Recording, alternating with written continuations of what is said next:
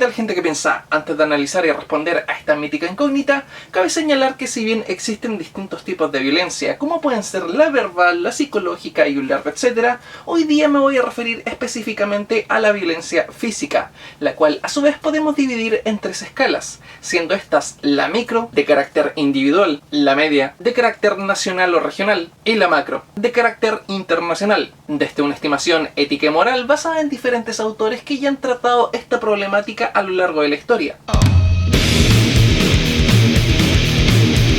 A ver, para comenzar, la violencia es algo innato e intrínseco al ser humano, muy ligado a sus instintos primitivos. Sin embargo, debido a la gran cantidad de calamidades y catástrofes que ha traído la misma por sobre la humanidad, es que con el paso del tiempo se ha ido racionalizando su uso.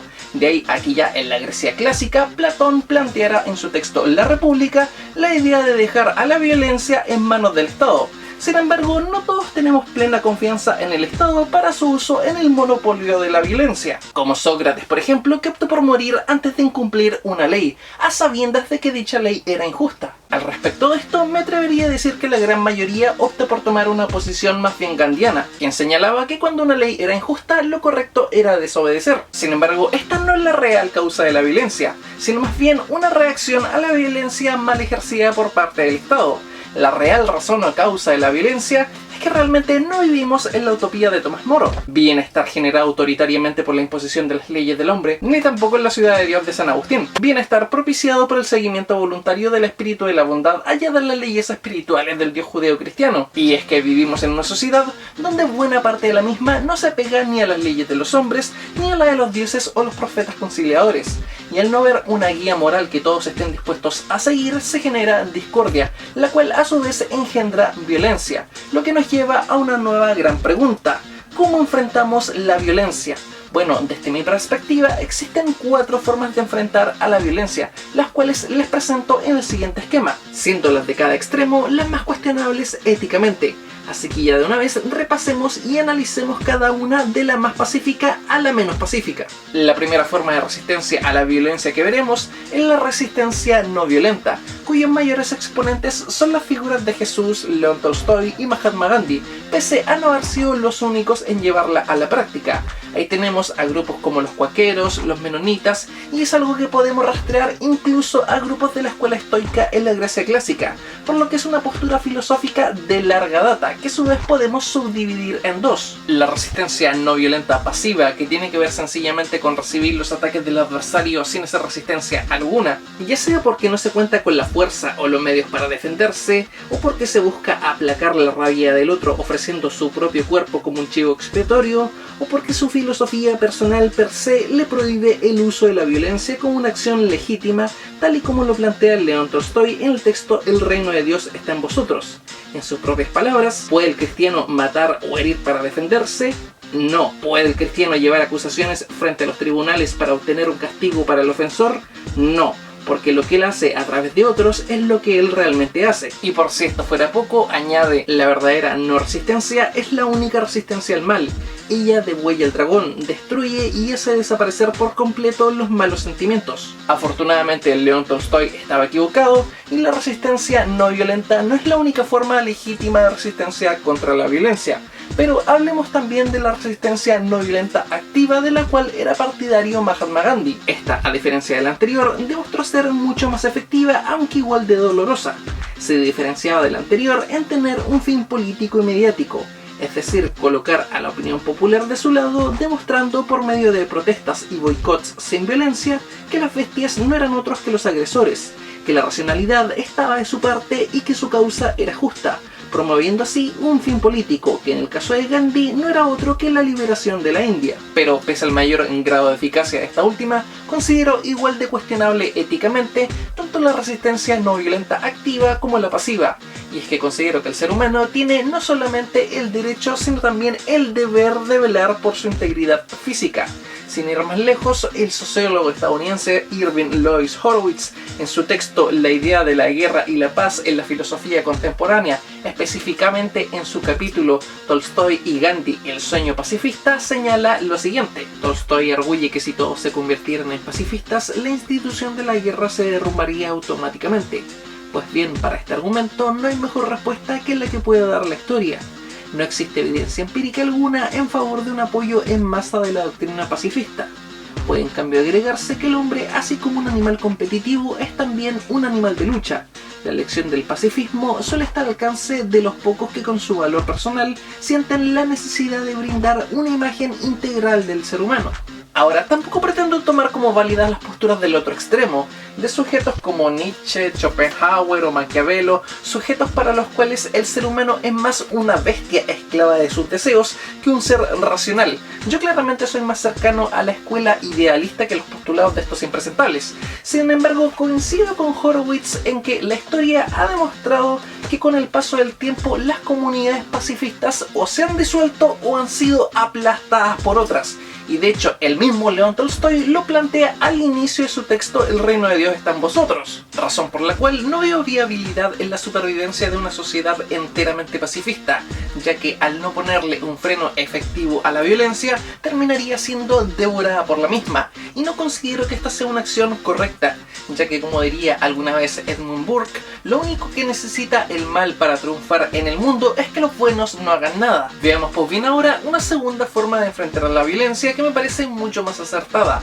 Hablo del camino de las apariencias y el engaño, la cual es vista incluso en el resto del reino animal. Por ejemplo, los peces globos o las víboras que fingen ser más grandes para amedrentar a sus atacantes. Llevando esto al plano humano, una persona aún sin saber luchar puede ejercitar su cuerpo a fin de verse temible. De esta forma esta persona muy difícilmente será atacada por el peligro que aparentemente representa, eludiendo así a la violencia aún antes de que ésta tenga posibilidad de hacer acto de presencia. Este ejemplo llevado a macroescala, es decir, a nivel internacional, también es muy común de ver, pues son muchos los países que hacen cuantiosos gastos en la industria militar, pero no para atacar a sus vecinos, sino para disuadir un ataque de los mismos, demostrando ser una efectiva forma de frenar la violencia. Revisemos ahora una tercera vía, esta es la vía técnica.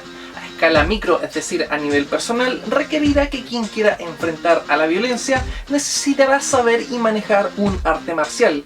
Y no hablo del uso de la misma como uso de la violencia, ya que quien maneje o domine un arte marcial no necesitará agredir o herir a su atacante. Una buena llave o barrida puede bien inmovilizar o desconcertar respectivamente a su oponente, consiguiendo frenar de golpe la violencia sin necesariamente recurrir a ella. Así también, a macroescala, un país deberá utilizar sus técnicas para intentar no dañar o dañar al mínimo a su oponente, siendo estas técnicas para evitar la violencia, la diplomacia y la no siempre bien vista, pero igual o quizás más efectiva, la inteligencia gubernamental, siendo ambas dos como los ojos que ven los movimientos del oponente.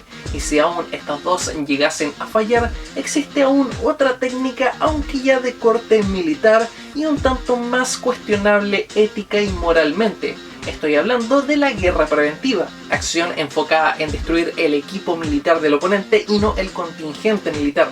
Es decir, es una táctica abocada en destruir armas y no soldados, y sin embargo se sabe que durante la misma morirán soldados del oponente, de uno, e incluso existe siempre la posibilidad de daño colateral. Por lo tanto, sí, es altamente cuestionable y sin embargo es justificable, ya que se sabe que gracias a la misma en muchas ocasiones se ha evitado una guerra abierta, en la cual claramente morirían muchas más personas en ambas partes. Por ejemplo, al inicio de la Guerra de los 6 días, Israel hizo un ataque preventivo que permitió que esta guerra contra 4 países terminara tan pronto, lo que no quita que murieran soldados que aún no disparaban un solo tiro contra sus enemigos israelíes, siendo la guerra preventiva una táctica que busca destruir el espíritu de combate del oponente, y que a microescala puede ser comparada con la acción que va desde arrojar al piso a tu oponente y causarle leves magulladuras hasta el hecho de romperle un brazo, dependiendo de qué tan efectivo se fue en la acción y la intención de acabar con las armas y no con los soldados del oponente. Sin embargo, si no se tiene la inteligencia o la técnica, lo único que queda, ya sea a micro o macroescala, es la violencia por la violencia. Sin embargo, aún dentro de lo que es la violencia física, cabe hacer dos distinciones: la violencia medida y la desmedida, siendo reconocida internacionalmente la primera a microescala como legítima defensa, la cual guarda una proporcionalidad entre el ataque y la acción de defensa. Este tipo de violencia es generalmente aprobada por la mayor parte de la sociedad, y y sigue cayendo dentro del paraguas de lo que conocemos como moralmente correcto o éticamente justificable. Sin embargo, la misma acción a escala macro es considerada muchas veces inmoral y tiene un mucho mayor grado de desaprobación, ya que a diferencia de la escala micro, donde sabemos que existe la posibilidad de que uno o máximo dos personas mueran en dicho combate armado, aquí tenemos la seguridad de que muchas personas van a morir, muchas sin siquiera entender las causas del conflicto, muchas más sin siquiera tal vez saber las causas del conflicto, y sin mencionar todo el daño colateral que suele entrar en las guerras, lo cual lleva a la gran pregunta: ¿son justificables las guerras? Y la respuesta, le duela que le duela, es sí, aunque ese sí es condicional, ya que estamos hablando aquí de violencia medida. ¿Y cuál es la violencia medida en una guerra abierta? Pues al igual que en la microescala, es cuando hay una cierta proporcionalidad entre el ataque y la acción de defensa. Es cuando el ganador no se ensaña con el perdedor. Siendo más específicos, en el caso de la guerra internacional, es cuando se respetan los protocolos de la guerra moderna. Es decir, se respetan los derechos humanos de los prisioneros de guerra, se evitan los ataques a la población civil y un largo etcétera. Por lo tanto, queda como el único camino gran indeseable de las formas de enfrentarse a la violencia desmedida. Aun si esta violencia desmedida pudiese traer consigo paz, esta paz sería igual de despreciable que el camino que se utilizó para llegar a la misma, ya que la paz producida por la violencia desmedida es igual a la Pax Romana o la paz que suele generar Estados Unidos luego de una guerra en Medio Oriente, es decir, es paz para mí porque ya me cargué a todos los demás. Sin embargo, esa paz es netamente temporal, ya que para producirse generó nuevos focos de violencia y resistencia en los corazones de los perdedores que anhelarán la venganza. Por ende, no considero legítimo la violencia desmedida como una forma de enfrentarse a la violencia. Resumiendo, ¿es legítimo el uso de la violencia? Sí. Tanto a micro como macroescala resulta una forma efectiva de frenar la violencia de otros.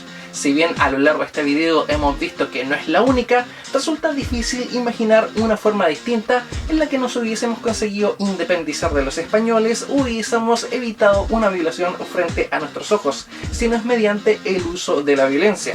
Ahora claro, hay una tercera escala, la intermedia, que tiene que ver con grupos e individuos contra el Estado, lo cual nos llevaría a una nueva pregunta que ¿es justificable la violencia contra el Estado? Pero ese ya es tema de otro video. De momento, solamente aclarar que no hablé de la vía de Joseph Joestar para enfrentarse a la violencia.